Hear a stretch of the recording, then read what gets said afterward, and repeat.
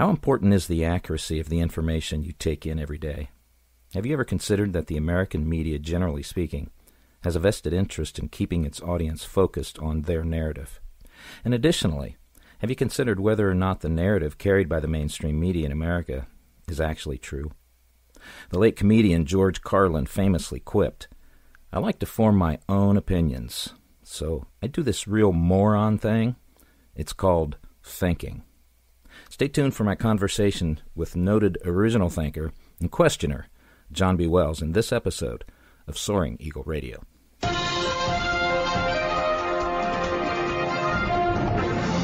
Remember that your failure to be informed does not make me a wacko. Well, the time has come, the walrus said, to talk of other things, of shoes and ships and sealing wax and cabbages and kings. My mind doesn't work that way. I got this real moron thing I do. It's called thinking. And I'm not a very good American because I like to form my own opinions.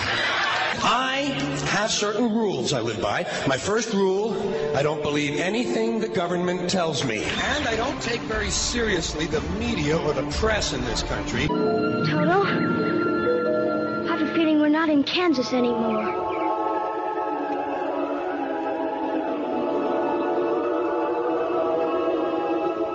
Nine most terrifying words in the English language are, "I'm from the government and I'm here to help."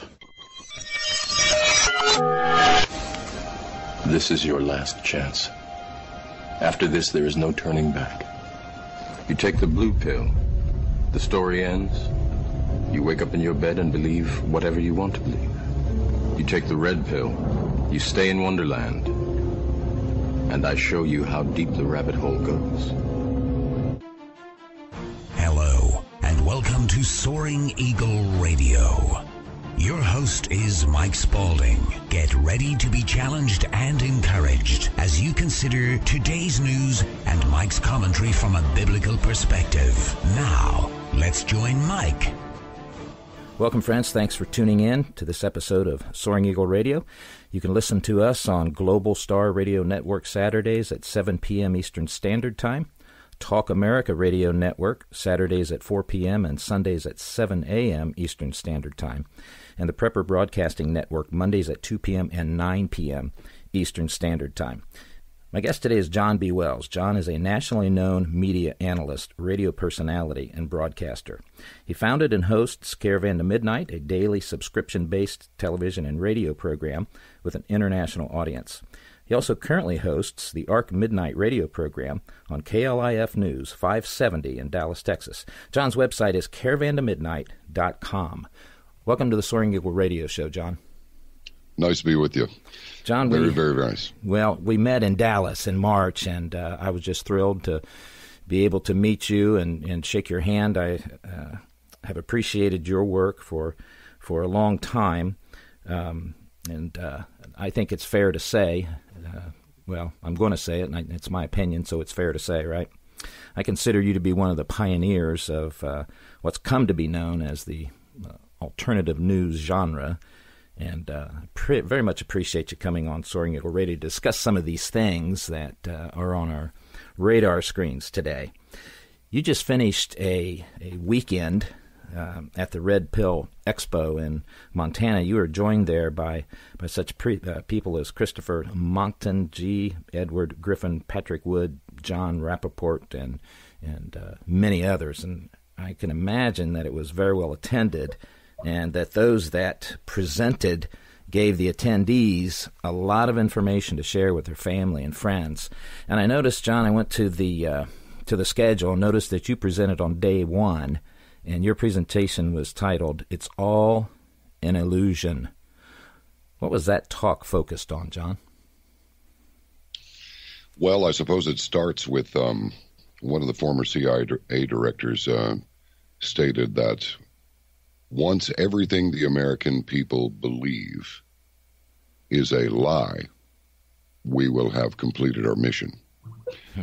And we see that it's just amazing how unabashedly they, with the capital T, will just tell us and show us, almost as if this is what we're doing, and there's nothing you can do about it. This is the level of megalomania that many people in authority, whether it's financial authority or financially fueled authority in government, this is how they feel. We're just do as we're told, and everything will be fine. And that is hardly my understanding of the so-called American way. And so then there's the aspect of journalism, broadcast journalism, which is really an oxymoron when you think about it. Yes. These people have come on the air, and whether it's cable or whether it's the free airwaves, and have just said pretty much anything that they want to, and pretty much with impunity. Yeah. And that's changing now because enough people have awakened to start that snowball rolling down that mountain. And it's gathering speed and size every day. You notice James O'Keefe struck again. That thing about and oh man, they were using the bull stuff phrase and just stuff phrase over and over and over again as they completely confess that, hey, it's about numbers. It's not. We don't have any proof. Yeah. We don't have any proof. We have nothing to go on. So yeah, that's what it is. And then, of course, now 3 of their prime journalists have resigned. I think the president of the corporation should resign. Yeah. With no bailout. Yeah. You know, these people have utterly failed the American people, the American public. Yeah. They are a disgrace, in my opinion, to journalism. We were supposed to be, but. That said, one only has to read what Thomas Jefferson himself said about what you're going to get from a newspaper. Yeah. It was not complimentary at all. That's it. And so, it's old Solomon. You can't beat Solomon. Yeah. Yeah. There's nothing new under the sun. That's right. It's just that these delivery systems are able to project these lives into so many more homes and so much quicker than ever before. So that's where we are now. And that's, the illusion of stability in government, the illusion that, we have these long spells of peace punctuated by the occasional state of war. Well, that's simply not true. It's long states of war with the occasional spike of peace while they're getting ready for the next war, which is already on the drawing board. And the time that war is launched will depend on, the economic climate more than anything else. Yeah. Yeah. So that's what it was about. Yeah. Wow. Very, very interesting. Hearing you say that, I'm wondering which one they think would be more effective and fulfill the purpose, short-term purpose at least, for what they want to accomplish in America. Because there's a lot of talk going around, John, and I think it's more serious than it has ever been, about a civil war here in America. There is a division in this country that I've never seen. I'm 61 years old now, and I've never seen anything like it. But on the other hand, do they want war with Russia, which I think is just absolute lunacy?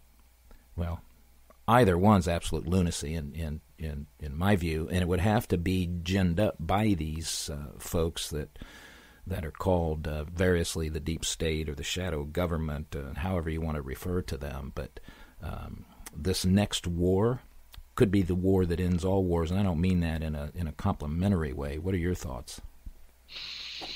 Well, that's interesting. As a matter of fact, on tonight's episode of Caravan-to-Midnight, I address this very thing. These journalists, look, it says in Scripture it's written in Scripture that the tongue holds the power of life and death. Yes. And these so-called journalists have made a mockery of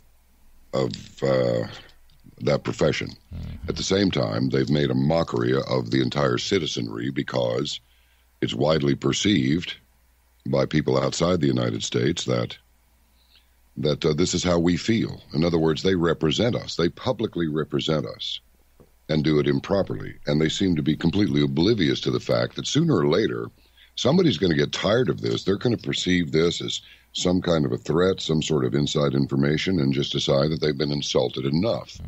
I don't understand why people believe these governments are these impersonal machines that you can say what you want and it has no effect. That's simply not true.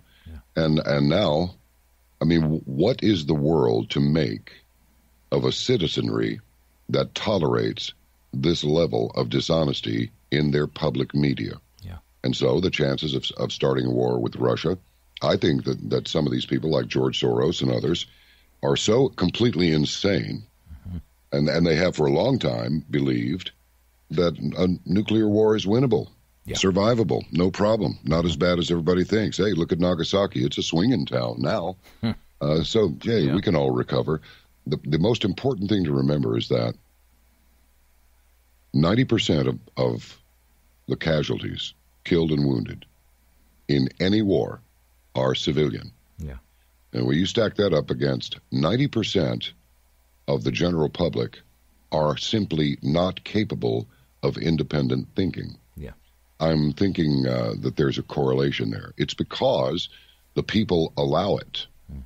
But now the people have decided, say, aren't we supposed to be running this? Yeah, and you're behind. So you better get with it. And they are getting with it. And I've got to tell you, it gives me hope, because I never thought a day would come when I would behold the American flag, and instead of going, look at that, that's beautiful, now I look at it and go, ugh. I'm uncomfortable with it now, and it does not please me in any way, shape, or form to say such a thing. But we have let the wrong people represent us for too long, and now that flag does not represent what I was raised to believe. That is so very true, John. So very true. You know? Yeah, and I'm a veteran. I served in the Army for 4 years, and it meant something then. Of course, that was many, many years ago, and before the belly of the beast, if we could call it that, has been exposed. And that's one of the things you mentioned. Things are starting to roll downhill, to snowball, to grow larger and larger. That's an awareness of the average American citizen, an awareness of what is really going on today, and the fact that we've been taken advantage of. We've just been flat out lied to. And I think one of the most brazen psyops that they've run on American citizens is this continued, and although it's fraying now, fraying all around and just about ripped in two, is this Trump-Russia narrative.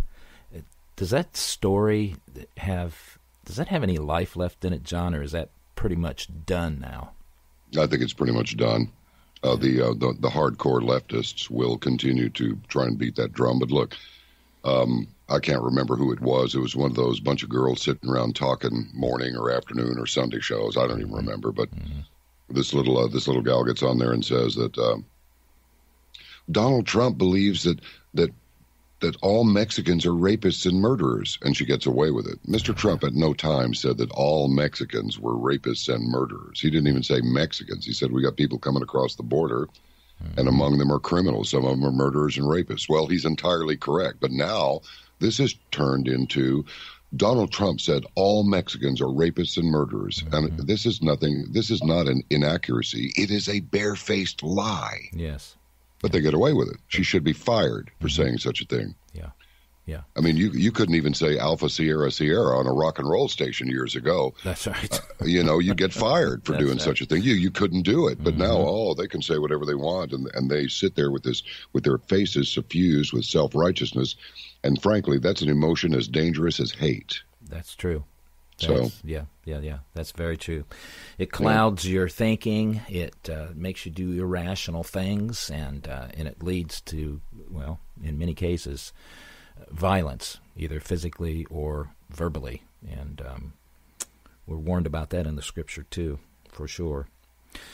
John, the recent attempted murder of Representative Scalise doesn't seem to have toned down the rhetoric of the leftist progressive Marxists among us. Chief among them is, of course, Hillary Clinton. She stated days after the Scalise shooting that the GOP was the death party. Well, Hillary Clinton is a notorious criminal and a liar. Yeah. And I think that anything that insane woman has to say should be rejected out of hand the moment that it comes out of her mouth. I can't recall a single occasion when she spoke the truth about anything. Yeah. I may be missing something here, but I've got a pretty good memory. Yeah. And to watch her strut around on that stage in that and yet another pantsuit, she's as bad as olive oil. She's got a closet full of clothes, and it's all the same dress, you know. Yeah. Struts around and talk, well, Donald does this, and Donald does that. She and Bill Clinton have been dirty for years. They're not any less dirty now than they've always been. They're disgusting human beings, and even her own party wants her to go away now because she's such an abysmal failure. Yeah. So I wouldn't pay too much attention to her. She's going to vapor lock and be out of here one of these days anyway. I'll probably have a drink when that day comes. Yeah. It reminds me of just how crazy it was when they, the DNC appointed Perez as their head, their coordinator, the head of the DNC. He's leading them down a path, I think, that is I think they're going to have to fire him and get somebody in there, because the message from the DNC, if Hillary is the representative, if Perez is developing the strategies, DNC is done. They need to make some wholesale changes, because Americans aren't buying their message anymore, are we? No, they're not. And how about his second in command? I can't even think of his name at this moment. He's more radical than the actual chair. No kidding. Now his name, I don't know who that is. I'll have to look that up and see who that's. And that's a statement in and of itself, that he's more radical than Perez. Perez came out with both guns blazing as soon as he was appointed to that position. How about Johnny Depp, John?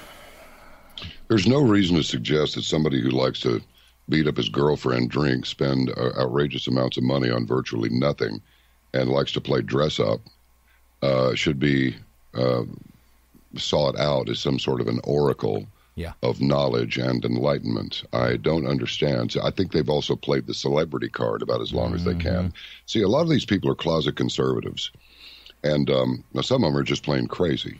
But, and they are. I mean, they're artists. Everybody's heard the expression crazy artist. Well, there's the bad crazy and there's the good crazy. I think Johnny Depp is a fantastic actor. I like him. All that Pirates of the Caribbean. I mean, you got to be pretty much into your art to be able to even pull something like that off. Yeah. But why we would ever, go to those people for advice on how to live our lives, or what political inclination we should have, or anything else, is beyond me, and that goes for Bono. Yeah. But every time, but their bosses run them. It's just understood. I was out in L.A. for several years, about 6 of them, and it's one of those things where I had a lot of people out there that I was friends with, and affectionate acquaintances. You know what I mean? We liked each other. We didn't really have the timeline to be friends, but we were close acquaintances, and we liked and respected each other. But they could not let that be visible. Why? Because I was from Texas, and George W. Bush was president, and that put me on a blacklist right there. I mean, these people are so short-sighted and moronic that they think just because you're from Texas and the Republican that they don't want is in office, well, somehow you're part and parcel to his being in the president's office. So it's juvenile thinking. But again, let's go back to that 90% of the people out there are not capable of independent thinking. So you can see why they would rely on this mechanism to further their agenda. And their agenda is collectivism and nothing more. I said global communism on Coast to Coast AM, and that, among other things, got me fired, which was fine. The two greatest things that happened to me in the radio business was being hired at Coast to Coast AM and then being fired from Coast to Coast AM, because now I can do what I want. You can only say the globalists. Don't say Obama. You can say the globalists. Well, I can think of somebody right now that uses the term globalists all the time. For some reason, this person is afraid to name names, unless it's some outrageous thing that nobody with any real sanity would do. But But, oh, yeah, globalists. I want a name. Yeah. I want a name and I want a number. Yeah, yeah, absolutely. You know? Yeah. I mean, why pussyfoot around with these people? They're out of line, and the longer we extend their careers, shall we say, well, the more peril we're in. Mm-hmm. So, yeah, you're absolutely right. Americans have been groomed, if that's a good word to describe it, especially the younger generation. They've been groomed to believe that actors and people that have a degree of fame for whatever reason are also equally intelligent and worth our time to listen to them, and that is a tragedy of monumental proportions. But I think, again, going back to your earlier statement, that the snowball is starting to gather speed and size, and folks are waking up to the fact that, no, actually, these people, if they're not closet conservatives, then they're going along for the ride, and we shouldn't be listening to anything they say. No. Yeah, good point. Well, let's talk economics for a moment, John. I was looking over your recent guest list, and you really have some great people on the show, experts in a lot of different fields. This might be a good time to let our listeners know that they can go to caravan-to-midnight.com, and they can subscribe to the show. There's a place there to purchase a subscription to Caravan to Midnight and take advantage of John's interviews with these many really fantastic people. One of them I noticed right away was John Titus. You had him on, and he was discussing economics and monetary policy, and one of the things that stuck out for me and I really enjoyed, I like these phrases that people use, but John Titus calls the Federal Reserve System the banking mafiocracy. I love that phrase, the banking mafiocracy. I thought that was a great way to say it, because the Federal Reserve System really is a mafia-controlled operation. Absolutely it is. You know, well, anything, look, people will kill you. You walk down Sunset Boulevard in L.A. and people will kill you over a cigarette. So what do you think they'll do over a few billions of dollars? They'll kill a few million people without even blinking an eye. Mm-hmm. Here's the thing. It has been made deliberately complex, very, very difficult to understand. And but in the end, people will say, well, the dollar's lost 98% of its value since 1913. And then people will go, they'll roll their eyes and think, oh, brother. Yeah, well, it's been 104 years since 1913. But what they don't realize is simply this, and this is why on a long enough timeline, I keep using the word timeline, I know, but I'm just saying. Mm-hmm. I like to use this little analogy, this little fable. Jack and Jill are in a can. They are married, and they have a baby. Jack and Jill each have $1. And the baby is born, looks up at his parents, and says, well, where's my $1? So Jack and Jill look at each other and then shrug a little bit, and they just each tear off a little piece of their $1 and give it to the baby. And they have another child, and so on and so on. So, of course, it has lost its buying power because of the sheer number of people who are using that $1. Yes. So that's why it's always about bailout. One of the speakers at the Red Pill Expo was Robert Kiyosaki, the man who wrote Rich Dad, Poor Dad. And he is such a cool guy. He's just something else.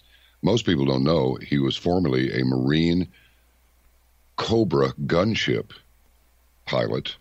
I did not know and just a serious cat, just a Marine Cobra pilot.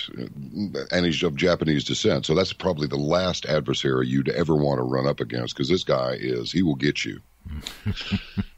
And he said that basically the situation that we're in here is shut up, do what you're told, go to school, get a job. You are not encouraged to do any independent thinking or become an entrepreneur. You are not encouraged. In fact, you are discouraged from doing that. So his poor dad had a PhD. Oh, my. Yeah. And his rich dad did not. And so that's it. Yeah. And he echoed something that my dad told me long ago, which is, if you can read, you can teach yourself absolutely anything. Amen. Which is why I was a weird little kid. I was reading on the level of a high school senior who made really good grades when I was in the first grade. Which and the way my dad trained me was for, I believe that he was enough of a visionary that he knew that I would be in a work somewhat like this one, because he taught me to look things up. Well, going back to money here, there's at observer.com, there's an article by Ken Kurson, Kurson. Illinois is Venezuela, yes. And the solution is cryptocurrency. Do you know, what? These people in Illinois are in such trouble. Mm-hmm. It is absolutely astounding. Well, who runs Illinois? Well, the Democrats, of course. Yep. They haven't had a budget for 2 years. They're sitting on top of over $15 billion in unpaid bills. Mm. And according to the writer, the state is, to use a phrase that State Comptroller Susana Mendoza borrowed from Bonfire, quote, hemorrhaging money as the state's spending obligations have exceeded receipts by an average of over $600 million per month over the last year. Good grief. Now, according to the Constitution, a state cannot declare bankruptcy, but they're literally talking about dividing the state up among the surrounding neighbor states. It's insane. It's completely insane. Just hearing you say that, John, and I have noticed a few of these maps starting to pop up now. Most people are doing it kind of half-heartedly or from a satirical point of view, but this is very serious. What you're talking about here. I want to say that I read a figure that Illinois' total debt that they're unable to pay is something approaching $800 billion. And of course, that includes all their entitlement programs, all their pensions that they can't pay. It's just absolutely incredible that they've been allowed to get to this place. But again, to your point, it was because of the leadership of the state for the last 60, 70 years. Well, 7 out of 10 of the poorest cities in this country are run by Democrats, even these idiots down here in Dallas. And I would like to just state for the record that there's a big difference between Texas and Dallas. This is Illuminati Central. It really is. And I'll tell you what I mean by that in a little while. But I really mean it. I'm actually not joking.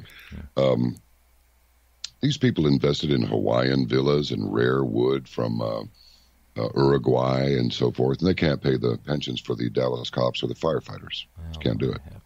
So you show me a Democrat-run city, and I'll show you a city that's got a problem. Yeah. Now, this does not mean that everybody who claims to be a Republican is my friend, because I'm watching them too, and a lot of them are neocons, which means nothing more than the left flank has infiltrated the right flank, and that's why we can't get anything done in Congress. If you don't mind, let me just run something past you. This was just a junior high school bad boys bathroom level script, but it was to disguise the real message. Okay. And it's called Operation: Endgame. And I didn't recognize very many of the actors in there, but some. Designated Survivor, the Asian gal that this FBI girl, she was in that movie, and 2 or 3 other ones too. But the deal was this: a new recruit comes into this super secret security deal, and you got to go down an elevator that goes way down to the bottom, many stories below the ground, and he's going to join Omega Team. So he's getting broken in by a guy whose code name is Chariot, who drinks all day long from a flask that's shaped like a pistol, and he drinks from the muzzle end of it. Okay, and that pretty much sums up the whole movie. But here's the point. And you've got some eerie quotations from various presidents at the beginning of the movie, and then it turns into this really campy, just absurdly profane presentation. But this is what really grabbed me. Well, what do we do at Omega Team? Well, we try to prevent the end of the world. Well, wait a minute. Who's trying to do that? Well, that's Alpha Team. Alpha Team's trying to bring about the end of the world. Yes. And so one more time, what do? Well, we try to stop them. Well, don't they cancel each other out? And Chariot goes, sweet nothing, the black heart of our democracy. Now, if you think about that, it's absolutely spot on because nothing happens in Congress. This is why the left is going insane at the advent of Mr. Trump's presidency. Yeah. And I'll tell you right now, for all the world to hear, I love Mr. Trump. I don't care.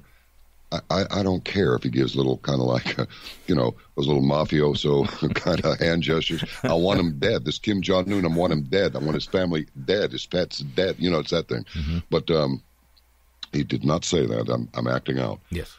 But people pick on his hair. People saying stuff like rape Melania. The people on the left are criminally insane. They are. Because if they ever got the chance to do these things, they would. And so, back to finance, this is going to fall apart, and it's going to fall apart in the not-too-distant future. It is known and understood that it's going to fall apart. Yeah. Now, it may only last 2 weeks, but think what would happen if we had a 2-day trucker strike. Okay. Suddenly all the grocery stores are empty. Look at how people act when they're trying to get out of a concert. Look how they act when there's a tornado. They run all over each other. They'll kill each other in their panic and in their anger. So now is the time for all good men and women to buckle down and prepare to do what you have to do, because the odds compel it that something rough is going to be visited upon us. And if those in power handle things as they have traditionally and historically, it'll be a war that they will use to try and bail us out, just exactly the same way that they bailed us out in World War II. Everybody knows that was a setup. Now we know it. Oh, those horrible Japanese. Well, but what they don't know is how the United States, by proxies, including even Chenault with the Flying Tigers over in China, fighting the Japanese. Japanese were getting it on with everybody. They were fighting the Russians. They were fighting the Chinese. They were a warlike empire with the whole Bushido mentality. Yeah. They were brutal. They were horrible. But we wanted to fight them. Yeah. We wanted to conquer the Pacific. And so when I read my dad's war letters, he hadn't even been 21 years old for what? Let's see, not quite 3 months. He'd been 21 years old. USS Maryland on December 7, 41. And some of his letters, which I am so happy that I have. Oh, absolutely. He writes that, the ships are going out. They stay out for about 2 weeks. Then they come back for a couple of weeks. Then they go out for 2 more weeks. Well, that's how they timed it. They timed it beautifully so that those carriers would not be in port. FDR knew exactly what was going to happen. He wanted it. Yeah. Hitler never wanted to go to war with England or the United States. Some people say, oh, you don't know what you're talking about. You don't have to believe me. Look it up. Yeah. Hitler and his buddies, his crew, they tried to prevent a war with England. They dropped a leaflet saying, we don't want this. We really don't want this. But riddle me this. Why did England sign a mutual protection pact with Poland? Yeah, right. I mean, why? Exactly. So it's all a setup, folks. None of this stuff happens by accident. Obi-Wan Kenobi said in Star Wars, in my experience, there's no such thing as coincidence. Well, I be John Kenobi, and I say it's all coincidence. It's accidents that don't exist. Yeah. None of this is an accident. Yeah, that's absolutely true, John. And there's been so much ink used up for books and that describe all of this. It's out there for people that want to know it. It's available for anyone to find out. And I think more and more people, again, they are. And so back to your point that folks should be utilizing this new awareness of exactly what's going on today. And they're not being deceived any longer. If the economy, and I agree with you, at some point we're going to have a disconnect. Absolutely. The duration, I don't know.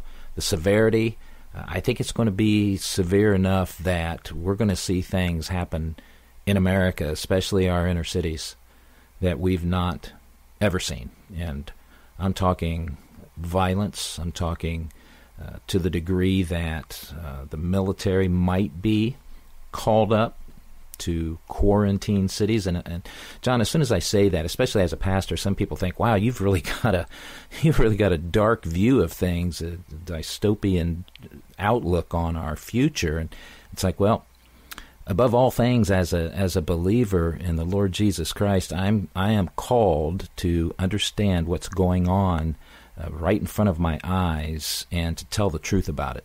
Not to try and sugarcoat it, not to try and hide it, not to try and divert attention from it, but to say, this is what's happening, and this is what it means, and because of that, this is what you should be doing. So, what should we tell people that they should be doing right now as far as, should they be putting back some precious metals? Should they be investing in silver and gold, putting back some cash?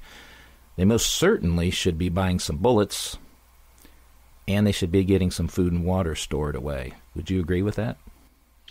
God, guns, gear, grub, and a getaway plan. You don't want to be stuck in your high-rise when it hits the proverbial fan. You don't. You will not be able to get out.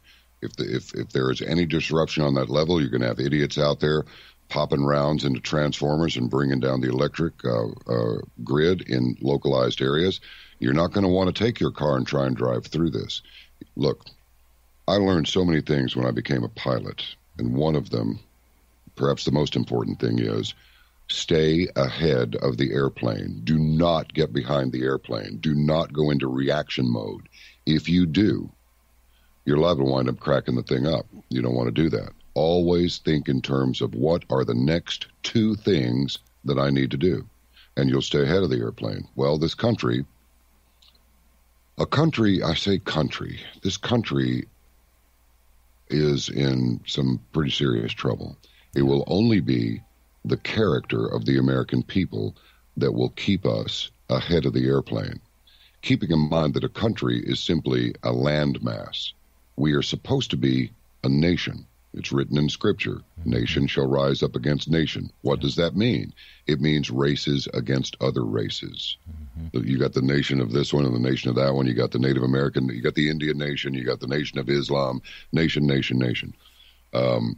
You have one nation invading another. You have Islam invading Western Europe. Well, that's nation against nation, and we see their behavior. And it all the time, no, it's a religion of peace. I'll tell you something. You may think this is completely ridiculous, but it's really not. The Three Stooges was a series that went all the way from the 30s up until, I guess, the 50s. And our parents didn't want us to watch it because it was actually adult content. It was really more than pie throwing. Right. And you remember when they, you might have seen the one where three guys are sitting around in what looked like really expensive suits, and they're going, our munitions factories have only made 500 million buckaroos profit for the first quarter. Why, we're practically starving. Well, let me remind the gentleman that the kingdom of Moronica is at peace. But there's no money in peace. We must start a war. So they get the king to abdicate, and they want to appoint a dictator, and that turns out to be Mo. Well, that's really true. We must start a war because our munitions factories have only made 500 million buckaroos for the first quarter. They're practically starving. You know what I mean? And then you remember the other one where the great big heavyset guy, who looked like a giant version of Sebastian Cabot with the beard and everything, comes in with his water pipe and gets Curly to smoke it. Here, I show you, all that. Mm-hmm. And they sit down for their round table, and it's like, what we want is a corridor that goes through this way and that way. No, it's outrageous. And then they all stand up and start going, peace. We want peace. See, that's what they say. Oh, we want peace. But it's not what they want. What they want is control. Yes. Folks, seriously, if you will just try this out, whenever you hear, let me give you a crash course in analytics. This article that I just referenced about Illinois going bankrupt, by the time we've heard about it, certainly a half dozen other states are on the verge of bankruptcy. That's right. By the time you hear about it, That wagon is way down the road. Mm-hmm. Okay? And that's just how it is. These things are afoot. So what this is telling you is that this is not the only state that they would declare bankruptcy, but they can't. And going back to Robert Kiyosaki, I'm connecting the dots now. Mm-hmm. The name of the game is bailout. How do these rich guys continue to have all this money?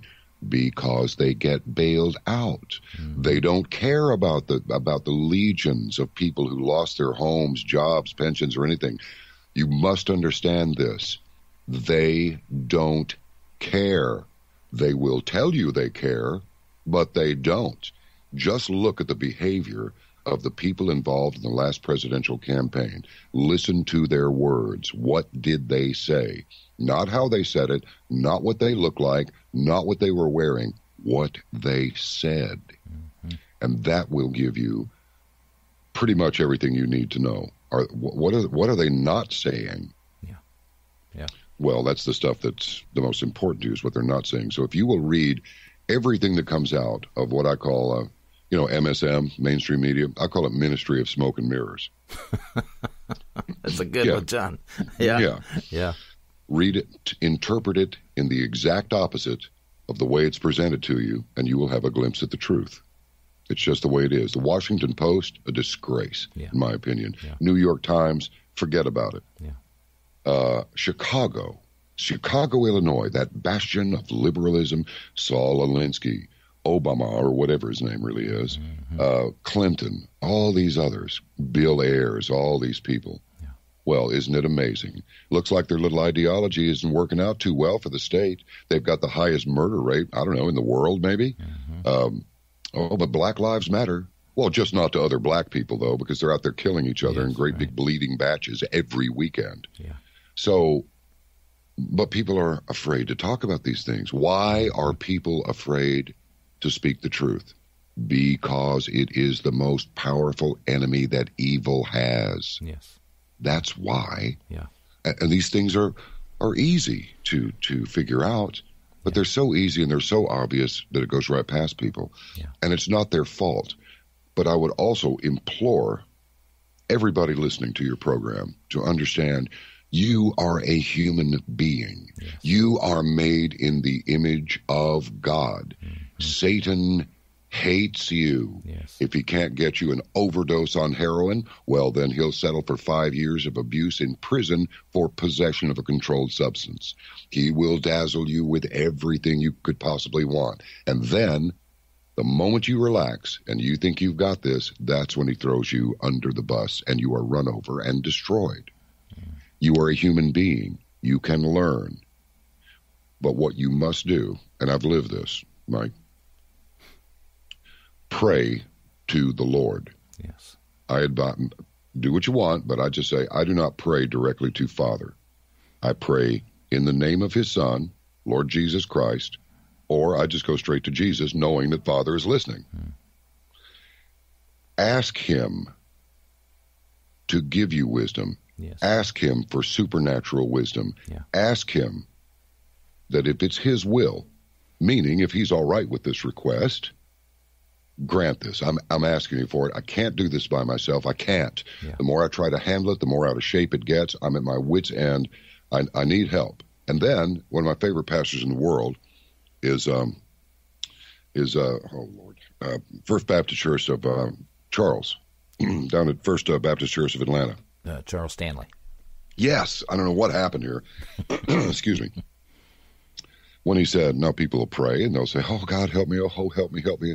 And then he does. And it's, okay, well, forget about God now. Don't need God anymore. The problem's gone. Yeah. Don't do that. Right. Don't do that. Right. But people are going to have to get serious about their lives because I'm an older guy now, and I remember the 80s like it was 2 weeks ago. Yeah. But it wasn't. It was 30 years ago. Yeah.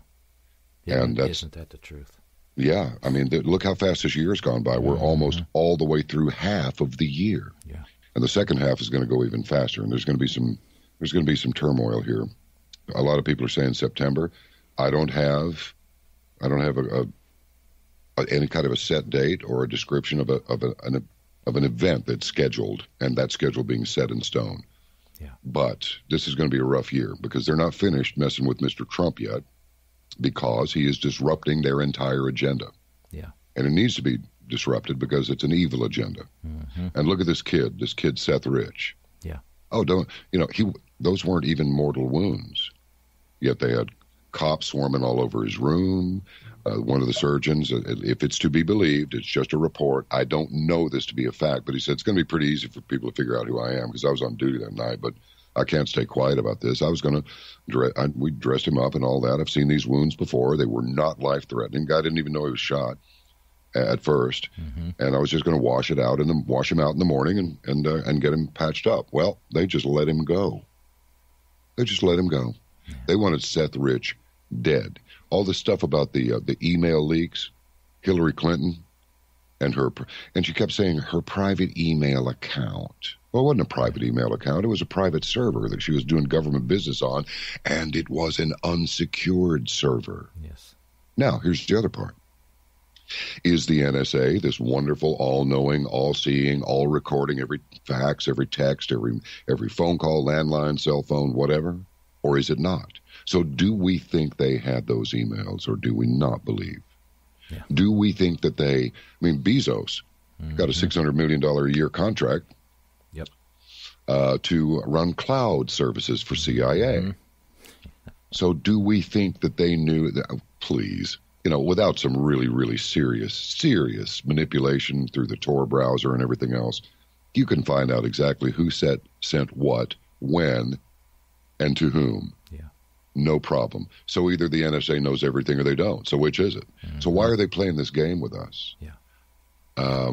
Now, am I all over the place here, or do you see this kind of gelling? No, I do. Yeah, I absolutely do. And I've read and happen to believe that there's a thread that ties the Seth Rich really murder. That's exactly what it was. Yeah, he didn't die from the initial attack. I think they did him in after the fact, but that's all. They did. Yeah. They absolutely did. And look, how hard is this to figure out? Kid shot in the back, 3 times? Mm-hmm. But he's still got his cell phone, his keys, his money, his wallet, his watch, and everything else. Yes. Didn't take anything. Right. Just decided to just shoot him down, right? Mm-hmm. He's the guy who did the leaking. Yeah. He's the guy who did the leaking. It's exactly where it came from, because he knew that Hillary Clinton had stolen the nomination from Bernie Sanders. Yeah. And Bernie Sanders would not have won that election. But Seth wanted to tell the truth, and it cost him his life. That's right.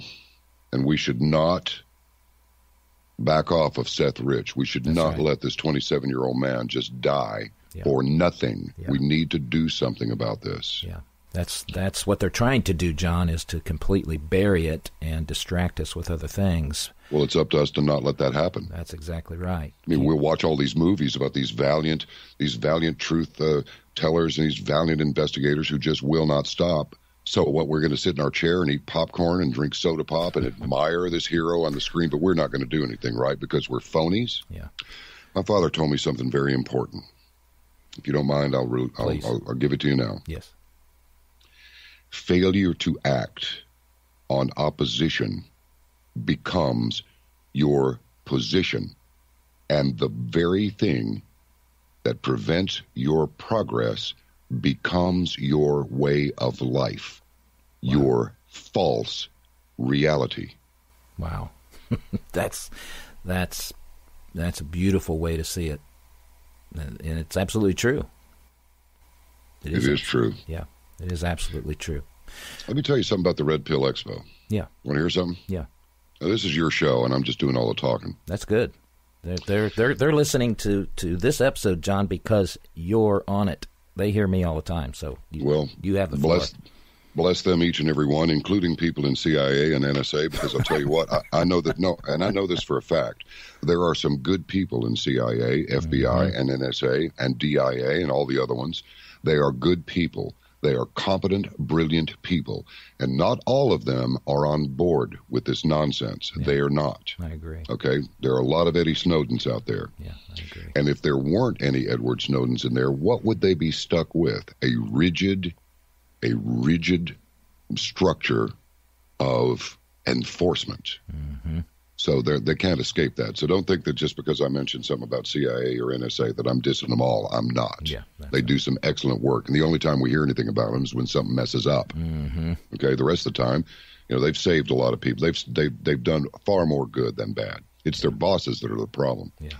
Like Brennan. I'm talking to you, Brennan. Yeah. Now, this is from the Bozeman Daily Chronicle. Now, we got together up there in beautiful Montana, and all these wonderful speakers were there, and they were wonderful. There wasn't one person up there that I objected to. But this is an article by Freddie Monares, Monares, Chronicle staff writer. Here's the title: Activists. Convention in Bozeman is alt-right recruitment effort. Oh, boy. Organizers say conference is about freedom of choice. If you'll just indulge me for a second, I'll go quickly. A conference held Friday and today in Bozeman that organizers say promotes freedom of choice has been criticized by human rights proponents as an alt-right recruiting attempt. The Red Pill Expo, according to the conference's website, features speakers who will, quote, help you break free from the avalanche of propaganda, fake news, and outright deception, and to embrace reality for a better life, end quote. The speakers include authors, public relations directors, journalists, and activists. The conference schedule covers topics including healthcare, finance, climate science, globalization, and politics, according to the website.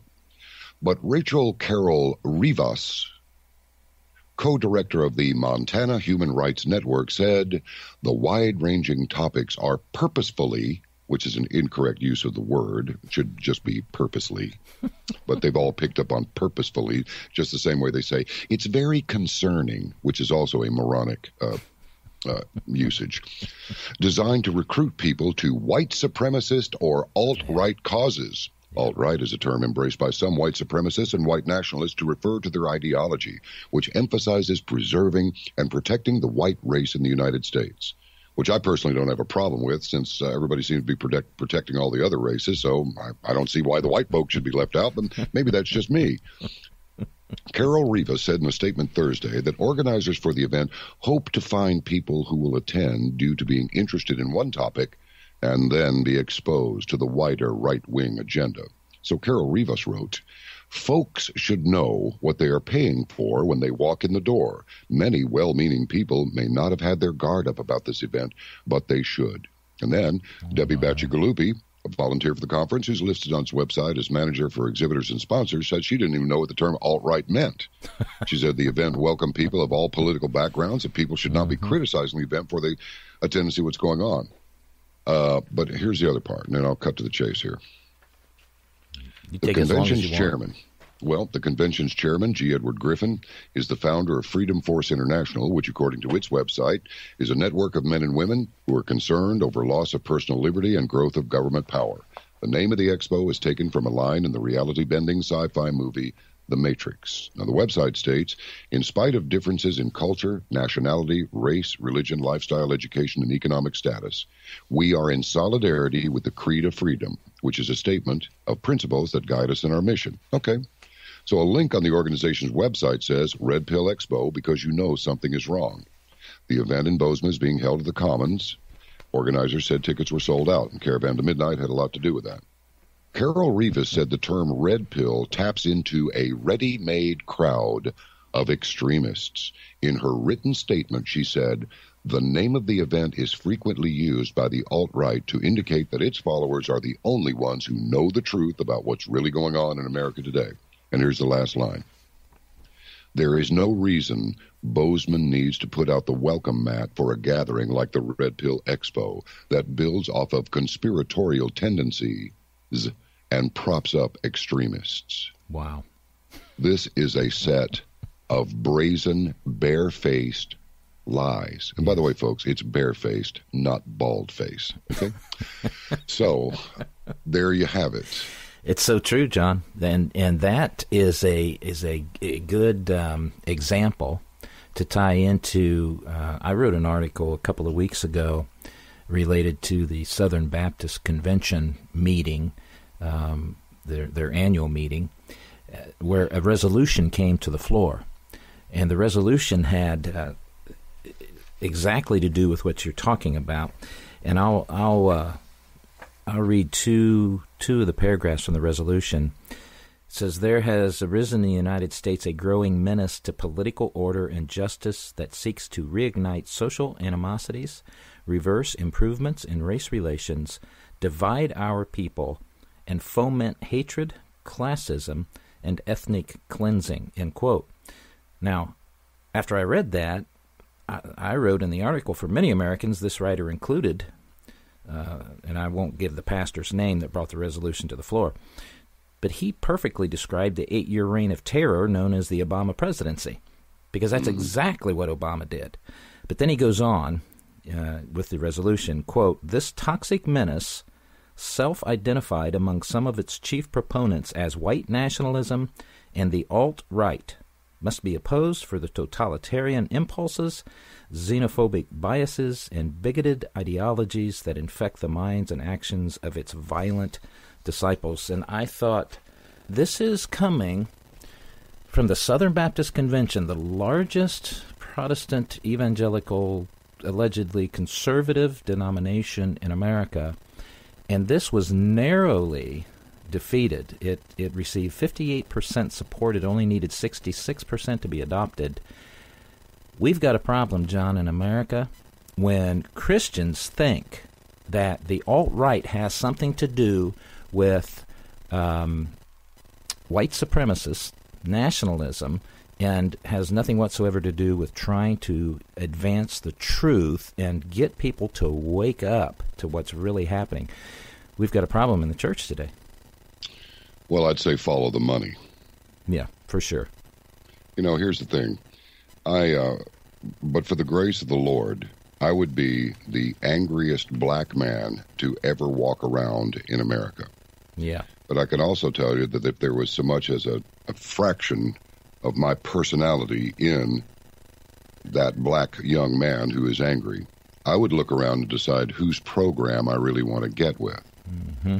Now, everybody has their, first of all, James Watson, the DNA scientist, was vilified for a statement that he made, which is that there is no universal law that states that people who lived great distances from each other all evolved at the same rate. Right. Who can argue with that? Right. Okay? I mean, you could look across town. The ones who grew up in the poor section of town, there are going to be some stellar examples of overcoming your circumstance. But the majority are going to continue in poor ways. You know that expression, poor folks got poor ways. Yeah. Well, rich folks have got some poor ways too, but they are generally more productive.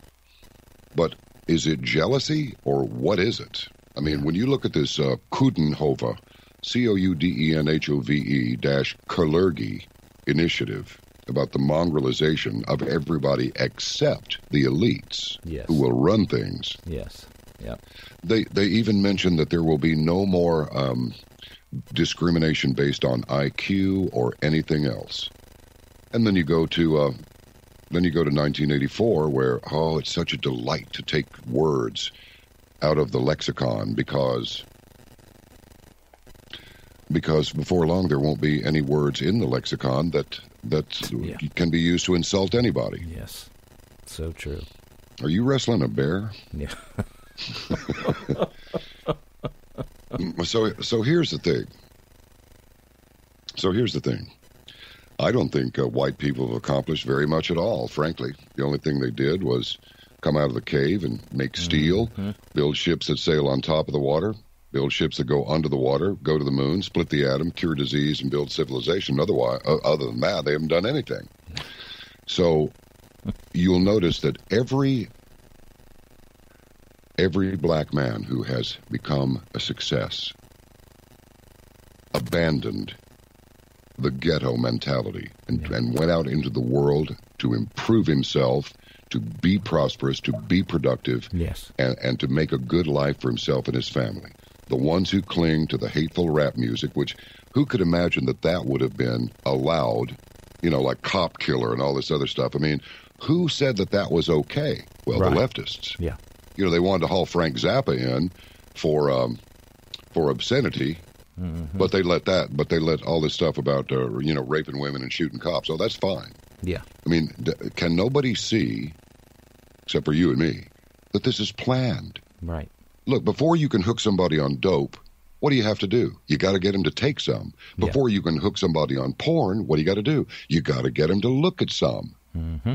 And that's what they've done.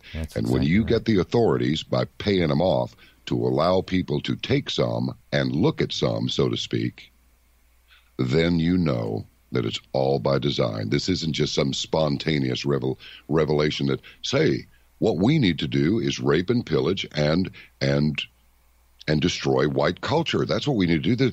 We didn't make it about race. They did. Right. We've never made it about race. They did. 3% of the population of this country owned slaves back in the 19th century. The first slave owner was, in fact, a black man who lost his slave, went to court, and got him back. And all this stuff about Civil War being fought over slavery is simply not true. Right. If you don't believe me, everybody can look it up. It's not true. Right.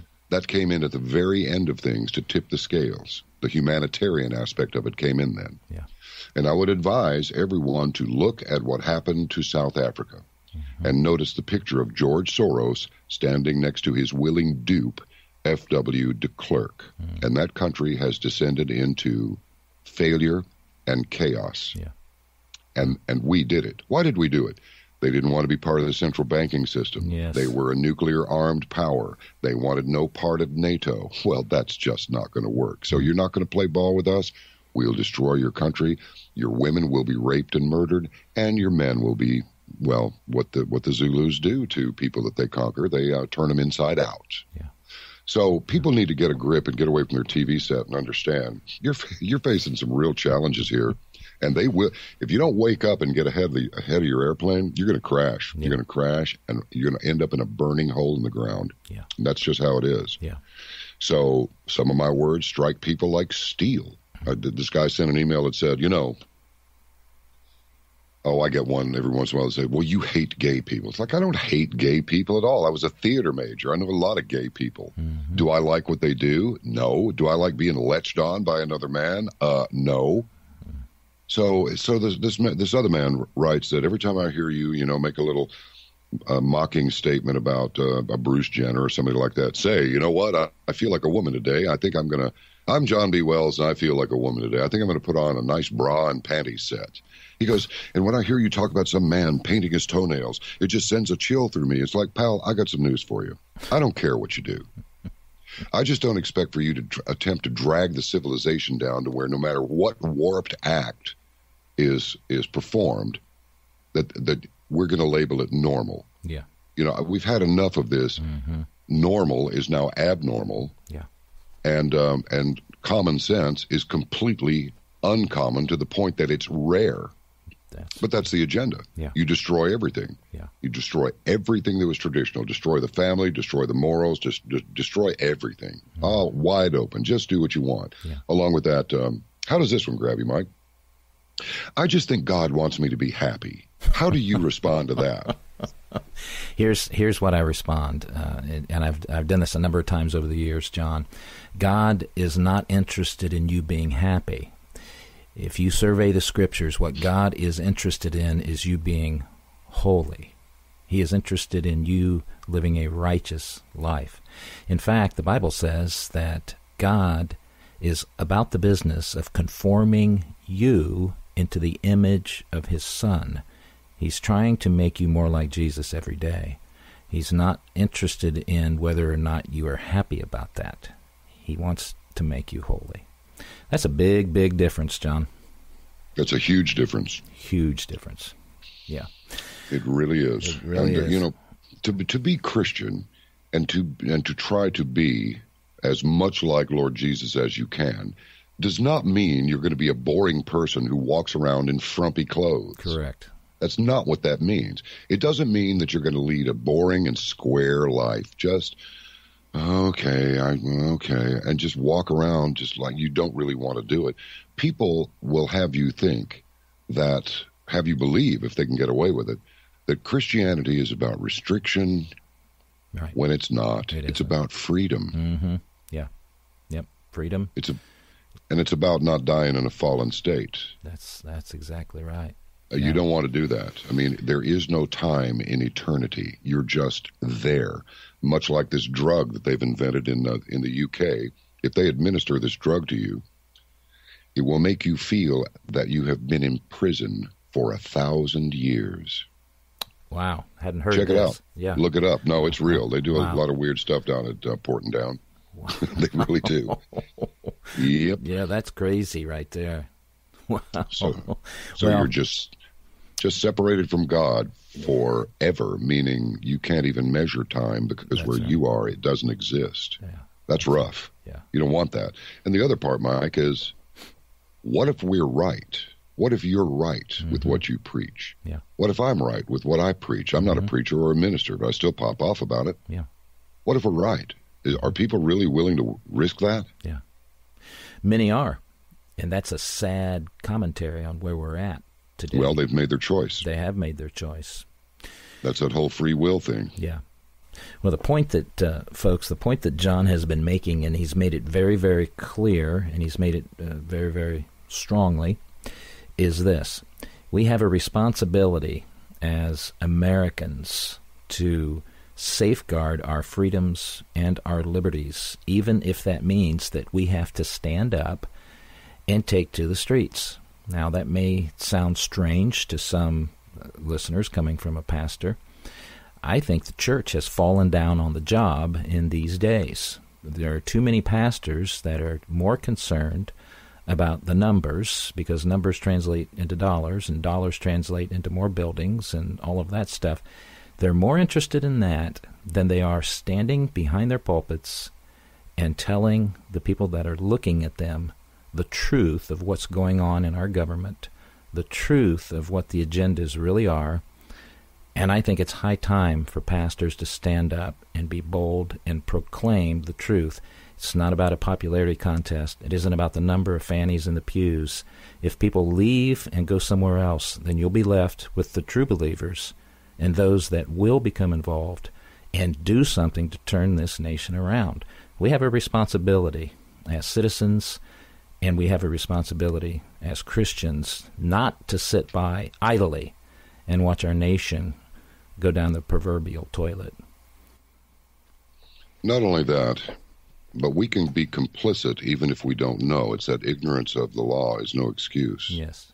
And when you look at what was foisted upon us with this character, whatever his name really is, Barry Soetoro or Barack Obama or whatever it is, Barack is the name of Muhammad's horse.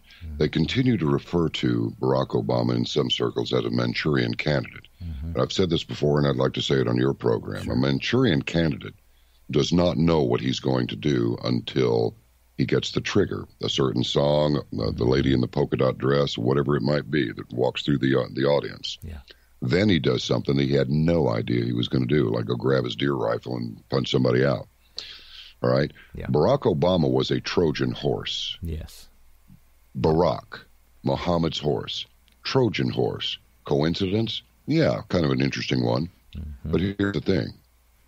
What happened to Joan Rivers after she said, we've already had our first gay president with Barack Obama? Well, less than 2 weeks later, she was dead. Yeah. And it was a very routine operation that was not authorized. Somebody did it anyway, and she just died, and that was the end of that. Yep. And it's well known. I mean, we've had people on Caravan to Midnight. One lady came on there and talked about knowing him when he was in Hawaii and said he was as gay as could be. He was always doing blow, cocaine, nose candy, smoking pot and all of that stuff. And frankly, I've never seen shoulders like the one calling himself Michelle in my life on any woman, ever, not even a bodybuilder. So here's the thing. How about that Podesta, that email between the person calling themselves Michelle Obama and John Podesta about Barack taking her for ice cream because he wanted to impress her, wink, wink, and all this stuff. And it was so wonderful. And now that we have marriage equality, John, we'd really like for you to jump on our bandwagon so we can push this agenda forward. Marriage equality.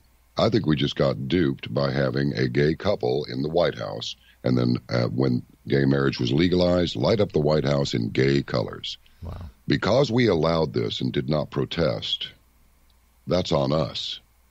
And I don't think the Lord is going to let us slide on our responsibility to not allow an improper president to sit in the chair of power. But we did it anyway. And now the leftists are all, if you could say anything to Barack Obama, what would you say? Thank you, President Obama. And who ever heard of somebody moving 2 miles away from the White House, and he's got Valerie Jarrett living in there with him? Mm-hmm. Because he thinks that he's the next Nelson Mandela, who was a murdering communist and killed exponentially more black people than white people. Yeah. I was there for 16 years, from 84 to 1999. Well, through 2000. Yeah. I saw it during apartheid, and I saw it after apartheid. But what people don't realize is that apartheid is just, it's segregation. It's aparthood. That's what we have in the United States with states' rights. And I will also tell you this. The very thing that took South Africa down was when everything was federalized. A couple of the countries said, no, we're not doing it. That's Swaziland and I think Namibia. They didn't do it. But once it was federalized, here our states' rights are gone. Oh, we have a little bit of leeway, but the states' rights as freestanding states, that's gone because we're federalized now. South Africa is the model for what they want to deliver here. Research it. Don't trust a thing I say.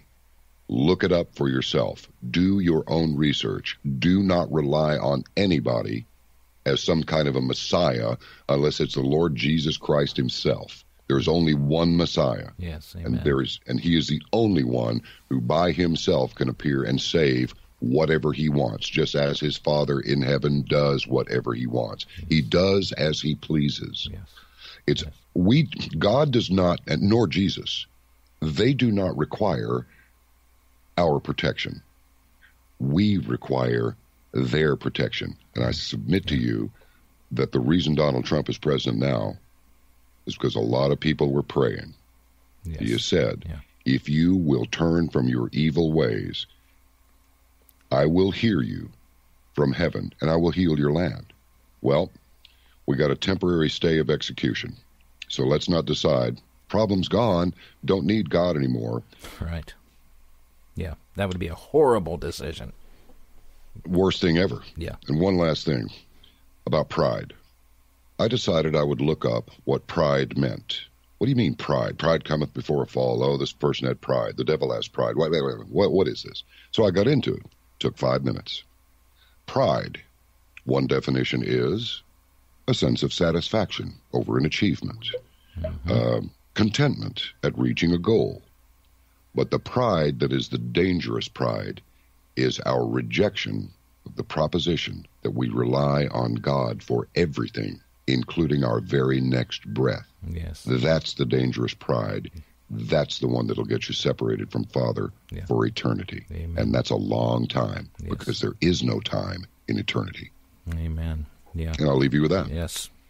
Perfect, John. Well, I hope and pray, folks, that you'll take what John discussed tonight to heart and then take action.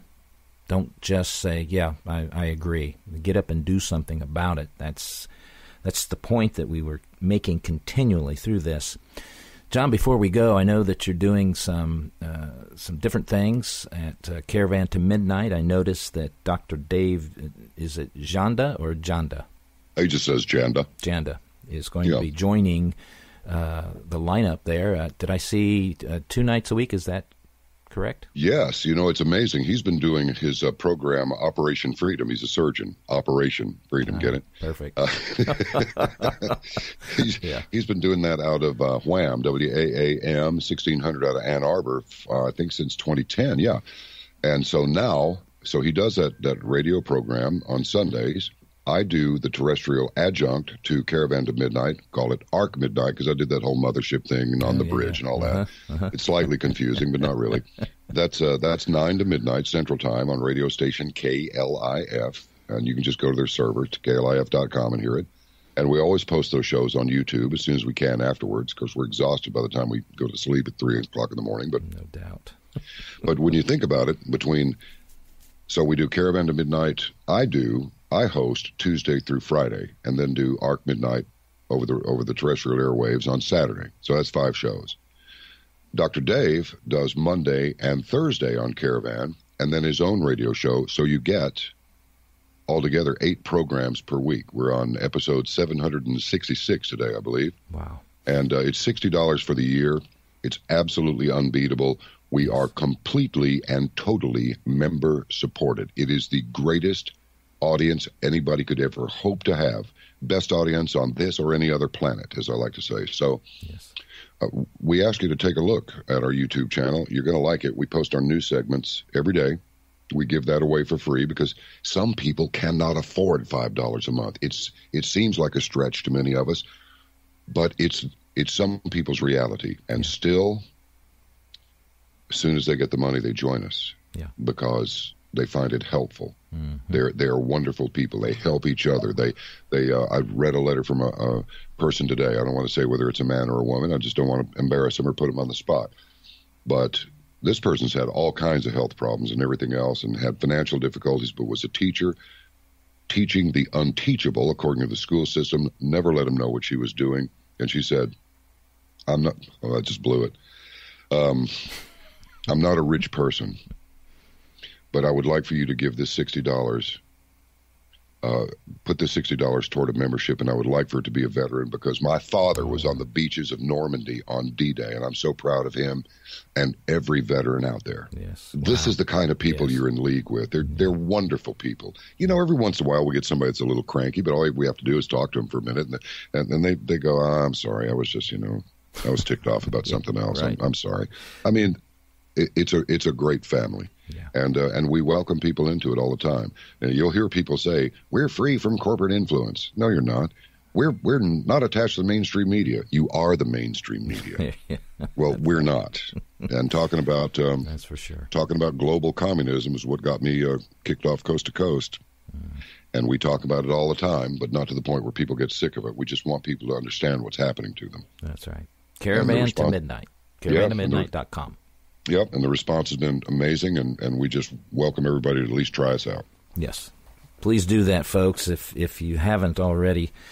John is the real deal, and he's not going to steer you wrong. You're going to get the straight scoop every time you tune in, and I'm sure that Dr. Dave is in the same mold. He's brilliant. Yeah. He is brilliant. He's a great interviewer, and he is a brilliant thinker, and we just love him. And he is he's the first one to join us on our platform, and I think he was just an astoundingly good choice. Yes, amen. Well, John, I really appreciate you joining me and staying for an extended conversation. I think it was very valuable information and encouragement. What you had to say was spot on and very encouraging. So, folks, go to caravan-to-midnight.com, subscribe to the show, and I guarantee you won't be sorry.